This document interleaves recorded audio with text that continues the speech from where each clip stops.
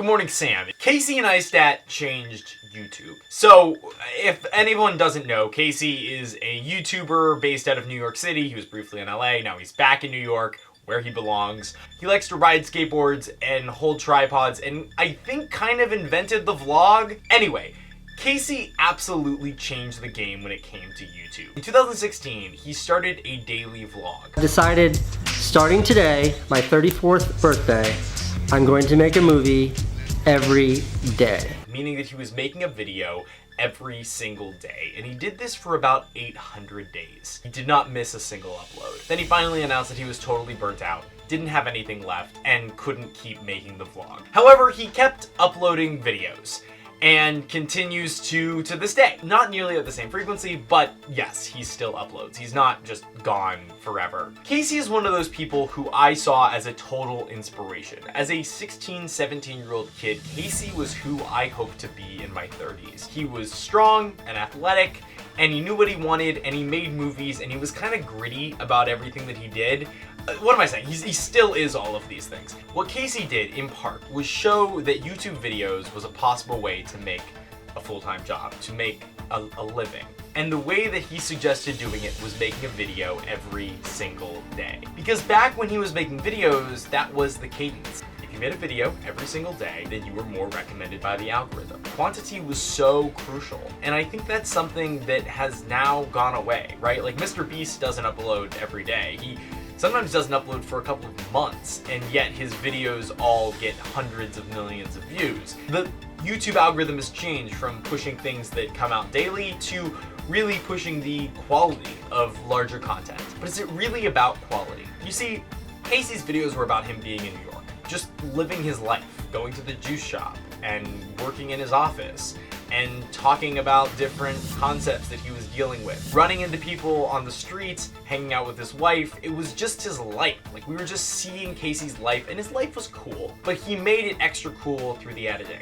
He wasn't giving away tens of thousands or millions of dollars, he wasn't doing crazy pranks, none of it was staged, it was just reality. But I just saw Casey on a podcast, and he said something really interesting. I'm gonna cut to that right now.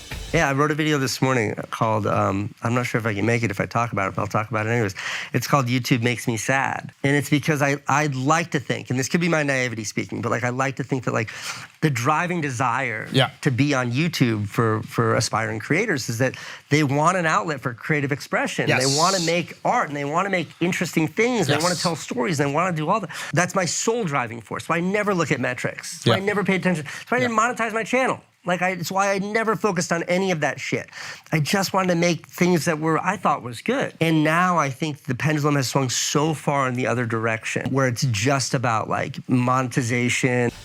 So yeah, has the pendulum swung in the other direction? Have we gone all the way from people making art to now just people trying to get money? I would tend to agree with what Casey was saying. There was an age of YouTube where you were rewarded for making your art. You were rewarded for making really good things and sharing them with the world, and people watched those good things and they shared them with other people and they grew, and because of that there was an audience that could then support ads which supported you. But that's changed, right? Like, now it's become gamified. Now it's become, how can we hack the algorithm so that we can get the most number of views on this video so that we can get the most money? And what are the things that we have to do now to make that the most popular, right? What is the most sensational thing we need to say or do or experience or show that makes this video actually interesting so that people will click on it, so that people will watch all the way through, so we have high retention, instead of just making art? And I find myself falling into this trap a lot.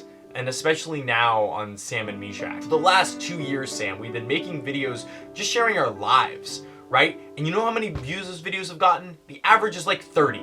Like, it's just people we know and a couple of other people that watch our videos. Like, that's it. And you know, every time a video blows up, it's because we're talking about something else. And if that something else that we're talking about is interesting, then yeah, that's totally fine. But if we're talking about other things for the sake of talking about other things, then suddenly we're no longer making art. We are trying to gamify a system. And I guess an argument can be made that like art has to be something that the people who watch it enjoy, and looking at metrics is a way to determine whether the people enjoy the thing that they're watching. But in the age of social media, what I think is happening is that we're using attention as a proxy for good.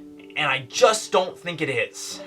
Like, how many great books is it really hard to read? Like, I was trying to read A Tale of Two Cities this morning, no joke, and I was really struggling to get through it. Like, I know this is a good book, and I'm gonna keep working at it, and I'm probably gonna feel really good as I'm going through it. But that doesn't mean it has high retention. Even like great movies sometimes start out really slow, where they just allow the movie to happen and you live in the world with the characters and then we get on with the story. They can be entertaining and captivating, but in an age where our attention spans have shrunk down to this tiny little minuscule point, it seems like everything we're trying to do with the attention economy is to capitalize on that little sliver of attention. So to tie this back to Casey Neistat, what did Casey do? What did he bring to the platform? He made videos that he enjoyed, videos about things that he liked, and videos about his life as he was living it. In the days of the vlog, he was just capturing his life and sharing it with us. And now it seems like everything has to be staged. It has to be perfect, it has to have high retention, and that makes me sad too. Like, as a filmmaker, I want to be able to create content and share it with the world and for people to watch it. But if I don't have enough subscribers or clout or whatever to begin with, it seems like no one is ever gonna start watching that content. And I'm not saying it's bad. No, I'm not saying it's bad. I'm just saying that it is. And I feel like it's been happening more, and it's been growing. And Sam, your last video, you talked about the golden age of YouTube and how that was a point where it's like YouTube just existed and people could just make things. And because it was novel and new, people were just making anything and anyone was watching anything.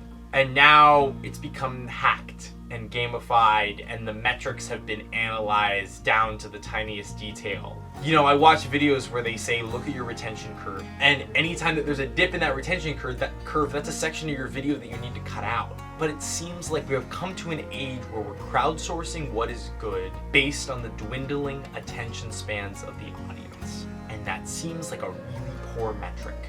And I don't know the solve for it. Those that are famous can kind of get away with it a little bit, right? Like if you already have a couple million subscribers, you can just make videos how you want to make them. But if you don't, if you're like you and I, Sam, if you have, you know, less than 1,000, less than 500 subscribers, how are you going to ever break through that noise? And somehow the advice of like be authentic and be yourself seems like total bullshit. Like that used to be so true, and now it seems like it's not. Casey Neistat brought something fantastic to the platform. He made really, really high quality movies. He made things that were awesome, and you watched them and you were entertained by like nothingness. But you were entertained because they were genuinely good. Because he wasn't looking at retention, because he wasn't looking at, oh, are these people gonna watch it? No, he just had a good eye. He's just a good artist. And the best artists aren't crowdsourcing what is good. Like, they're trusting their own heart that they can make something that's worthwhile. I'm sad that we don't live in the world of Casey Neistat in 2016, where making videos like this about our lives could garner us that attention. And yes, you can talk about the editing techniques or his story concepts, which are really, really good, right? Like, it's very entertaining to watch his stuff, but it's not entertaining for the sake of you watching it. It's entertaining because in his heart, he is making something that he enjoys making. Lex Friedman talks about this all the time. He's created a bot for his own YouTube channel where he can't see the analytics, right? So he can't see like the number of views it got or the up or down votes. He just makes things and shares them. And I wonder if we need to move back toward that. Or maybe at least I do. I can find myself obsessed with like, oh, this video did really well, and like, why did this work, or why did that not work? And like, we get this like confirmation bias of, oh, somebody watched this thing, I'm gonna make more of it. And like, this is that, right? Like, I made that video about Bernie last week, and so I'm making a video about Casey today. Like, that's not unrelated. I don't know where to go from here.